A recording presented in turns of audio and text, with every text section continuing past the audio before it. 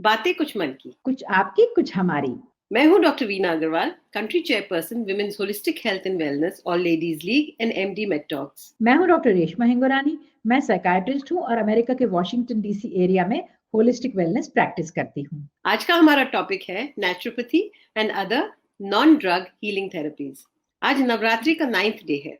नवरात्रि एक 9 दिन की यात्रा है जिसमें हम अपने अंदर के टॉक्सिन्स को बाहर करते हैं, यानी डिटॉक्सिफाई करते हैं और एक पॉजिटिव स्टेट ऑफ माइंड की तरफ बढ़ते हैं फास्टिंग, प्रेयर और मेडिटेशन से। दशहरा 10वां दिन या विजयदशमी कहलाता है। नवरात्रि की समाप्ति पर आता है और प्रतीक है अच्छाई पर बुराई की विजय का, यानी हमारे अंदर की बुराई, काम, क्रोध, लोभ, मोह, अहंकार पर विजय पाकर अपनी बुराइयां दूर कर देते हैं। रावण हमारे अंदर का अहंकार है और राम हमारी अच्छाई। हर इंसान के अंदर अच्छी और बुराई की लड़ाई हर रोज चलती है, तीनों लेवल पे, फिजिकल, मेंटल और इमोशनल। जब हम अनकंडीशनल लव से अपनी जिंदगी जीते हैं तो हमारे अंदर की ईगो और नेगेटिविटी की जगह प्यार और खुशहाली आ जाती है। यही है असली जीत अच्छाई की बुराई पर। तो आज दशहरा के अवसर पर हम क्यों ना अपने आप से प्रण करें कि अपने अंदर की बुराइयां खत्म कर और अच्छाई की तरफ बढ़ें, पॉजिटिविटी लेके आए अपनी जिंदगी में। अब चॉइस हमारे हाथ में है कि हम रावण की तरह अहंकारी बनना चाहते हैं और जिंदगी नेगेटिविटी में जीना चाहते हैं, या राम की तरह सच्चित आनंद होके जीना चाहते हैं। तो अपने अंदर के रावण या राक्षस को अंग्रेजी में कहते हैं इनर डीमन। वो राक्षस जो दोस्ती में विश्वास नहीं रखता और बस सब कुछ हड़पना चाहता है। तो कोई भी ऐसी चीज जो आपके अंदर द्वंद्व पैदा करती है, जिससे आपके मन में कॉन्फ्लिक्ट हो, वो आपकी सोच हो सकती है जिंदगी के बारे में, नेगेटिव सोच जो आपका सुख चैन हड़प लेगी। और ये एक ऐसी जंग है जो आपको जीतनी ही है। तो हमने अपने कॉम्प्लीमेंट्री और ऑल्टरनेटिव थेरेपीज की सीरीज इन दिनों इसीलिए शुरू की है कि आपको अपने अंदर के राक्षस ढूंढने और उन्हें मार भगाने में मदद कर सकें। तो योग, प्राणायाम, रिलैक्सेशन और ब्रीदिंग एक्सरसाइजेस के बारे में हमने पिछले प्रोग्राम में बात की। और आप में से एक व्यूअर लिखती हैं, कोविड-19 की वजह से मेरी इनकम काफी कम हो गई है और मैं बहुत स्ट्रेस में रहती हूँ। मुझे सर दर्द और बॉडी पेन्स रहते हैं। किसी से सुना था कि एक्यूपंक्चर और एक्यूप्रेशर से फायदा हो सकता है। क्या ये सच है? डेली लाइफ में हमने अक्सर देखा है कि विमेन जो होती है, स्पेशली मैरिड विमेन जो होती हैं, बिंदी लगाती हैं, रिंग्स पहनती हैं, पायल पहनती हैं, बैंगल्स पहनती हैं।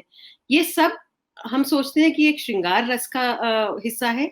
वो तो है ही, पर इसके पीछे एक साइंस छुपी है जिसे कहते हैं एक्यूप्रेशर। हम टीका भी लगाते हैं अपने माथे पे, या आशीर्वाद में हम अब किसी के सर पे हाथ रखते हैं, या हम अपनी मसाज भी कराते हैं, तो हमें सबको बहुत अच्छा लगता है। ताली बजाने से भी हम देखते हैं कि उसका भी फायदा होता है, क्योंकि उसमें भी हमारे हाथ के जो एक्यूप्रेशर पॉइंट्स है वो स्टिमुलेट हो जाते हैं। तो समझते हैं कि एक्यूप्रेशर और एक्यूपंक्चर क्या है, इनका क्या ताल्लुक है हमारी सेहत से, और क्या ये साइंटिफिक थेरेपीज हैं। एक्यूप्रेशर और एक्यूपंक्चर दोनों चाइनीज मेडिसिन पर बेस्ड है और इसके मुताबिक वाइटल लाइफ फोर्स होता है जिसे कि ची कहते हैं, जो कि मेरिडियंस होते हैं, इनविजिबल होते हैं चैनल, उनके थ्रू फ्लो करता है और सारी बॉडी में जाता है। इन मेरिडियंस के जंक्शन पॉइंट्स को एक्यूपॉइंट्स कहते हैं। ब्लॉकेजेस के कारण ये ची डिस्टर्ब हो जाता है तो बीमारी हो जाती है।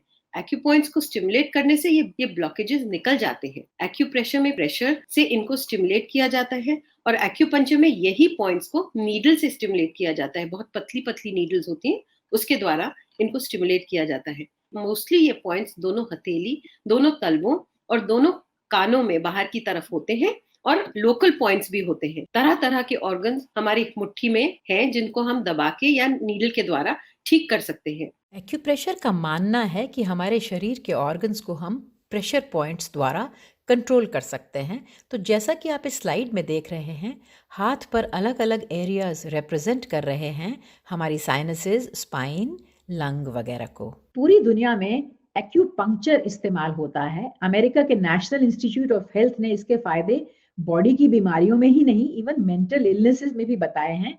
और nausea, vomiting, pain, asthma, bronchitis, stroke के बाद की रिहैबिलिटेशन में बहुत मदद करता है। तो यूरोप के भी कई देशों में ये वेल एक्सेप्टेड है। भारत सरकार ने भी इसे इंडिपेंडेंट मेडिकल सिस्टम के तौर पर रिकग्नाइज किया है। नशा मुक्ति, स्पेशली स्मोकिंग और अल्कोहल एडिक्शन, डिप्रेशन और एंजाइटी में बहुत सी स्टडीज हैं। एंजाइटी में क्योंकि मसल पेन ज्यादा होती हैं तो एक्यूपंक्चर मदद कर सकता है।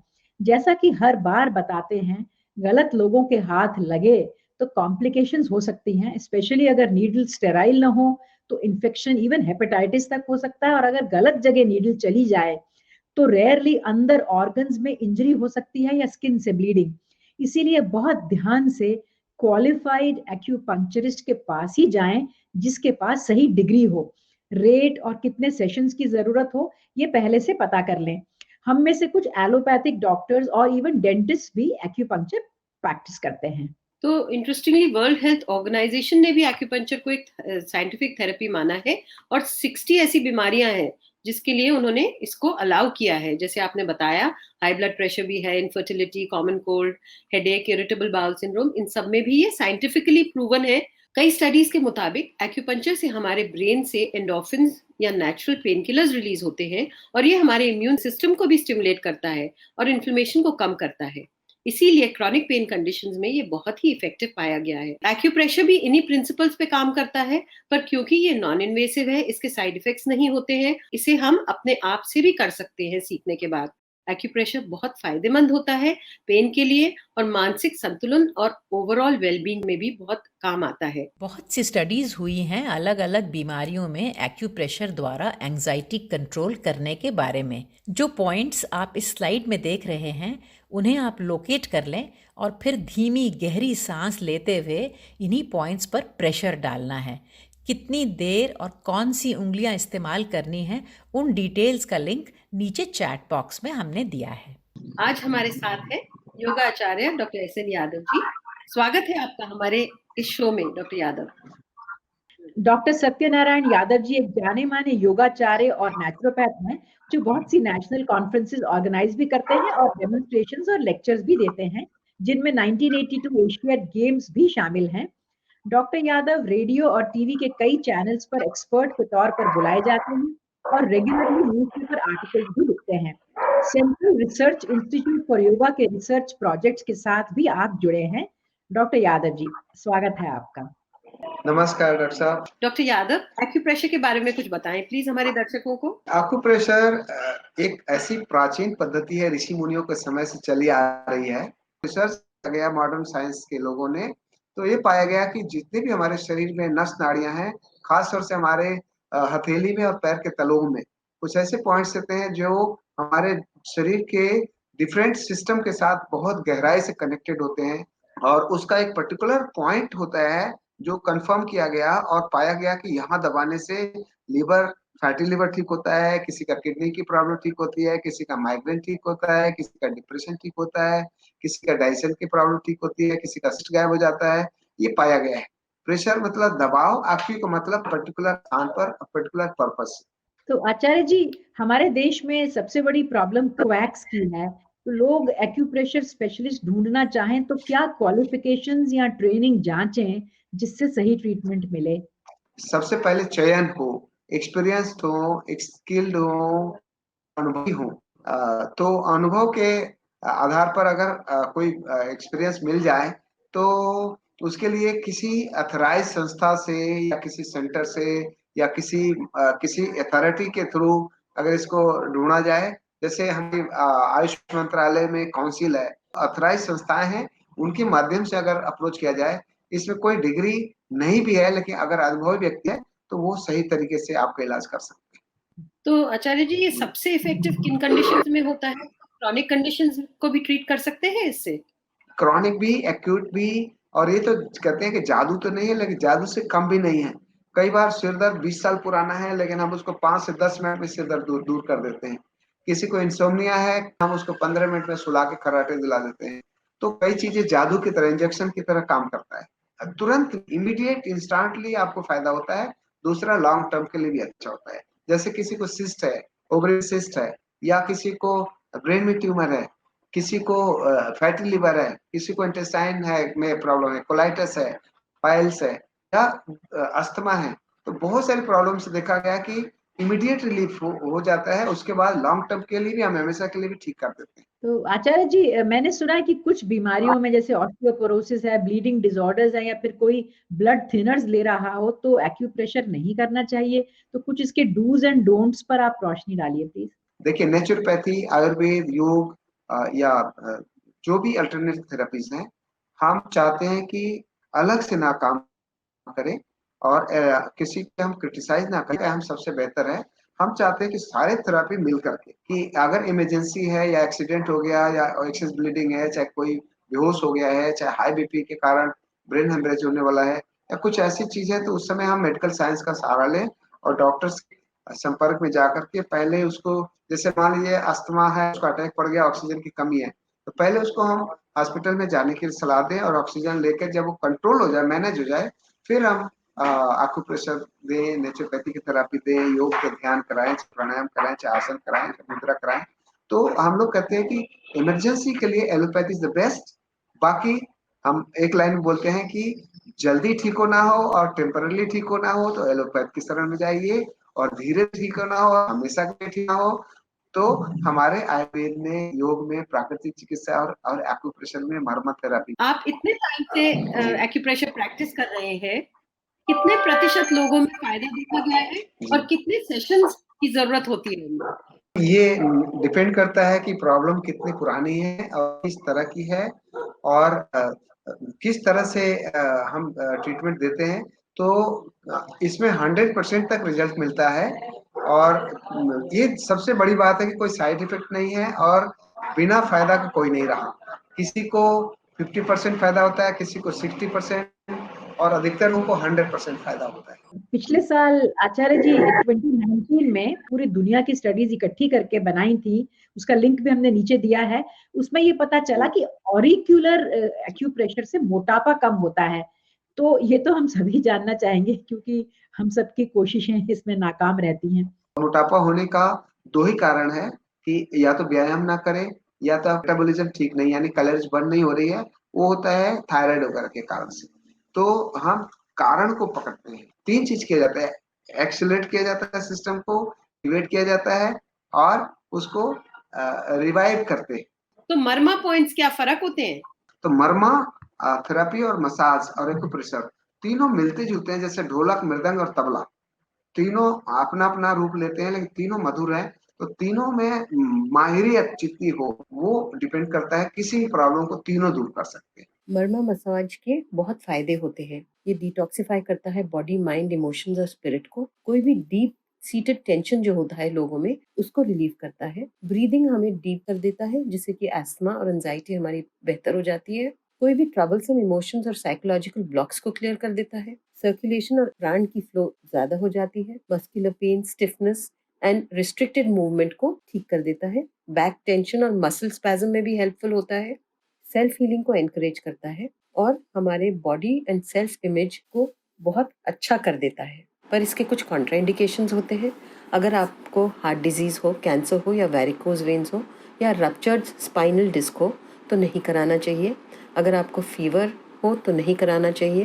ब्रोकन या फ्रैक्चर्ड बोन्स में ऑफकोर्स नहीं कराना चाहिए। अगर कोई स्किन डिजीज है जैसे scabies, herpes, shingles, skin rash तो नहीं होना चाहिए। प्रेगनेंसी में नहीं करना चाहिए और पूरे पेट में नहीं करना चाहिए।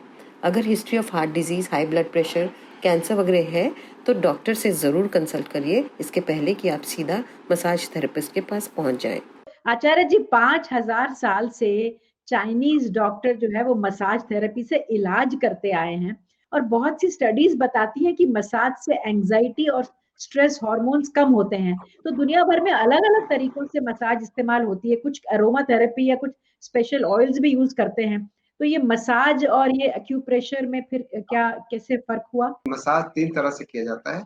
एक शरीर थका हुआ है, उसको थकान दूर करने के लिए।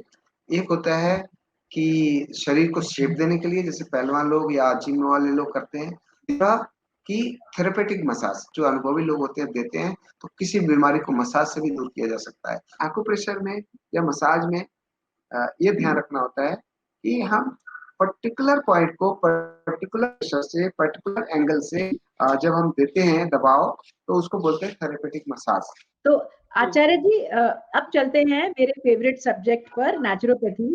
तो मैं बचपन से बहुत कोशिश करती रही हूँ और कभी मैंने आज तक चाय कॉफी नहीं पी, हमेशा नेचुरल ड्रिंक्स, लस्सी, दूध, नींबू पानी। और सब कहते थे कि देखना शुरू करनी पड़ेगी, तो आज तक तो चल गया है। और अमेरिका में नेचुरोपैथी के लिए बहुत लंबा 4 साल का कोर्स होता है, जिसमें उन्हें सब बीमारियों की डायग्नोसिस, ट्रीटमेंट के बारे में सिखाया जाता है पूरी तरह से। तो अमेरिका, कनाडा, ऑस्ट्रेलिया, न्यूजीलैंड के बहुत एरियाज में लाइसेंस्ड भी है। तो इंडिया में भी नेचुरोपैथी की कोई डिग्री लेनी पड़ती है क्या? जी, बिल्कुल। भारत सरकार ने, आयुष मंत्रालय ने भी किया है, और बहुत सारे यूनिवर्सिटीज हैं जो आजकल डिग्री देना शुरू किया है।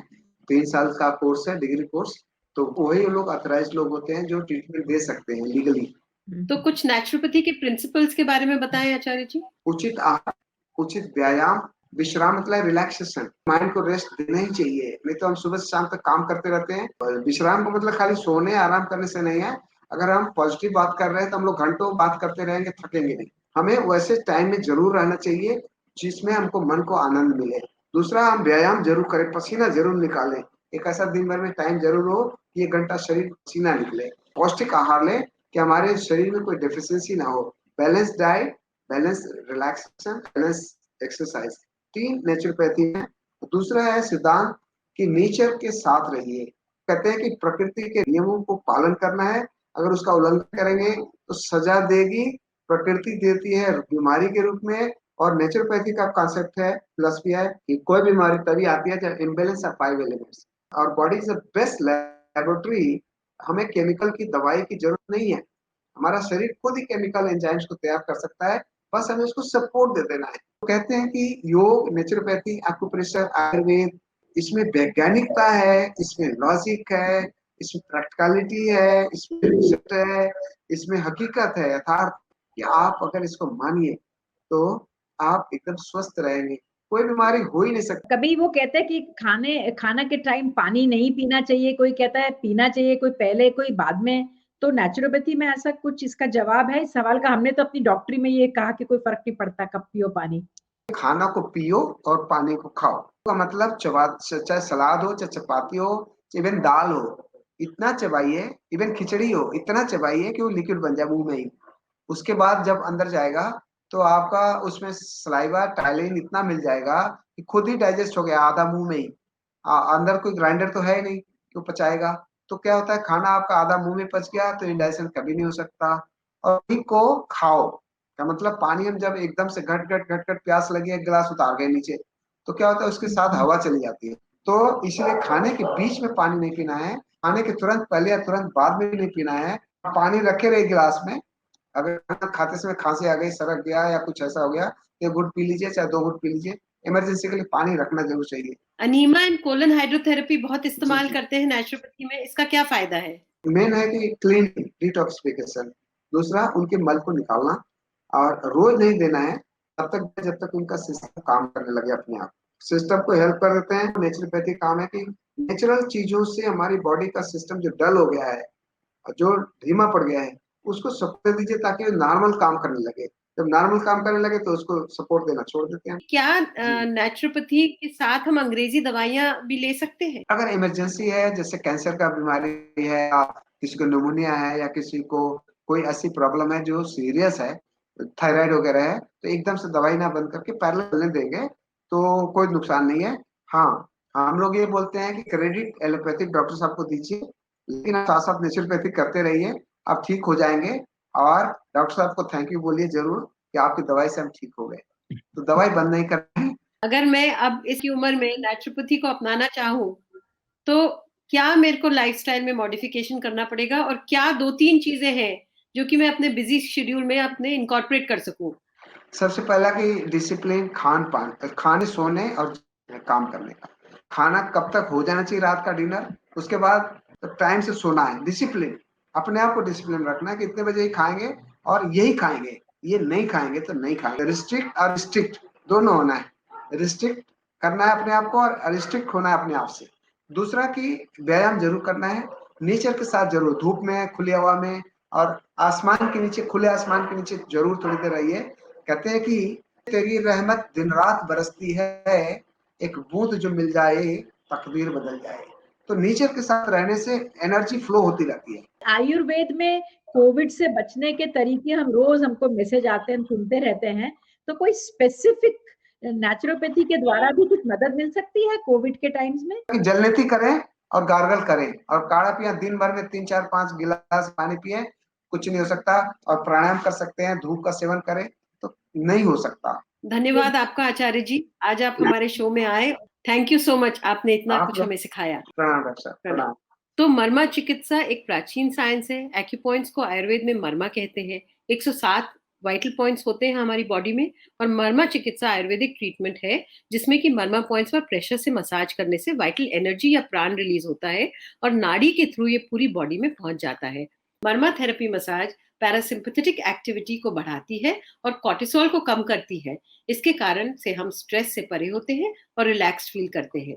नेचुरोपैथी एक ऑल्टरनेटिव सिस्टम ऑफ मेडिसिन है जिसके मुताबिक हमारी बॉडी के अंदर शक्ति है हील करने की। इसमें हम प्रिवेंशन पर ज्यादा जोर देते हैं और डाइट और योग से अपने आप को स्वस्थ रखते हैं। नेचुरोपैथी के 6 प्रिंसिपल आप इस स्लाइड में देख रहे हैं।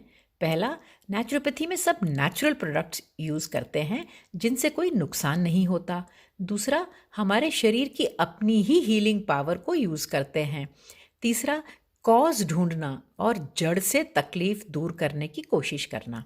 चौथा, आपका सिर्फ इलाज ही नहीं करना, आपको पूरी जानकारी भी देना। पांचवा, जो सबसे इम्पॉर्टेंट है, नेचुरोपैथी होलिस्टिक अप्रोच अपनाती है जिसमें पूरी लाइफस्टाइल पर फोकस रहता है। और last but not the least, prevention, यानी आपकी लाइफ में जो इम्बैलेंस है उसे पता लगाकर आपको सिखाना कि कैसे स्वस्थ रहें पूरी जिंदगी भर। नेचुरोपैथिक ट्रीटमेंट में diet, behavioural change, hydrotherapy, homeopathy, botanical medicine, physical medicine, ये सब कवर हो जाते हैं। तो आज हमने ये सीखा कि एलोपैथी के अलावा भी कई और अप्रोचेस हैं, जैसे कि नेचुरोपैथी, जो कि होलिस्टिक फिलॉसफी फॉलो करती हैं, और कुछ ऑल्टरनेटिव थेरेपीज जैसे एक्यूपंक्चर, एक्यूप्रेशर, मसाज थेरेपी वगैरह, जिन पर बहुत रिसर्च हुई है दुनिया भर में, और बड़ी तादाद में लोग इनकी तरफ बढ़ते हैं, खासकर वो लोग जिन्हें अंग्रेजी दवाओं से परेशानी होती है। बस ये ध्यान दें कि मार्केटिंग के जादू से गलत या अनक्वालिफाइड थेरेपिस्ट के पास न पहुंच जाएं, वरना पैसे और सेहत दोनों का नुकसान होगा। आज के लिए बस इतना ही। मिलेंगे अगले हफ्ते इसी टाइम इसी प्लेटफॉर्म पर एक नया एपिसोड को लेकर। अगर आपको हमारा प्रोग्राम अच्छा लगा तो लाइक और शेयर जरूर कीजिए और हमारे YouTube चैनल को सब्सक्राइब करना ना भूलें। हमें इंतजार रहेगा आपके सवालों का, सुझावों को और कमेंट्स का, जिससे हम आपके मन की बात जान सके। आज से जुड़े हुए लिंक हमने नीचे चैट बॉक्स में शेयर कर लिए हैं, और अगर आपको कोई सवाल पूछना हो तो आप हमारी ईमेल पे जरूर भेज दीजिए। दशहारा एक संस्कृत वर्ड है जिसका मतलब है कि अपने अंदर की 10 बुरी आदतें आप छोड़ दें। काम वासना यानी लस्ट, क्रोध यानी एंगर, मोह यानी अटैचमेंट, लोभ मानी ग्रीड, मदा मतलब प्राइड, मत्सरा मतलब जेलसी, स्वार्थ यानी सेल्फिशनेस, अन्याय मतलब इनजस्टिस, अमानवता या क्रूअल्टी, अहंकार या ईगो। आशा है आप सब इन बुरी आदतों को छोड़ने में आज के दिन कामयाब होंगे और विजय पाएंगे। क्योंकि आज दशहरा है और आप सब बिजी होंगे पूजा में, इसीलिए हमने अपना प्रोग्राम थोड़ा छोटा रखा है। बुराई का होता है विनाश, दशहरा लाता है उम्मीदों की आस। हर व्यक्ति के अंदर की बुराई का हो नाश, आपके घर में हो सच्चाई का सदा वास। दशहरा की आप सबको बधाई, हंसते रहो, हंसाते रहो। नमस्कार। नमस्कार।